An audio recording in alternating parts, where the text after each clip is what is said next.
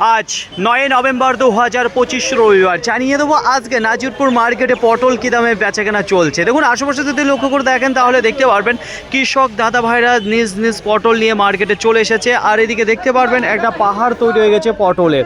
দেখুন একেবারে তরতাজা পটল আপনারা কিন্তু দেখতে পারবেন। এখানে প্যাকিংয়ের কাজ চলছে। যে প্যাকেটগুলো দেখতে পাচ্ছেন এইগুলো বেশিরভাগ এখন ইউজ হচ্ছে, যেগুলো 20 কেজির ওয়েট করা রয়েছে। দেখুন আজকের বাজার কি রয়েছে। শুরু যেখানে হয়েছিল আজকে বাজার 22 টাকা পার কিলো, কুইন্টাল প্রতি 2200 টাকা, তারপরে 23 টাকা, 24 টাকা, 25 টাকা, 26 টাকা।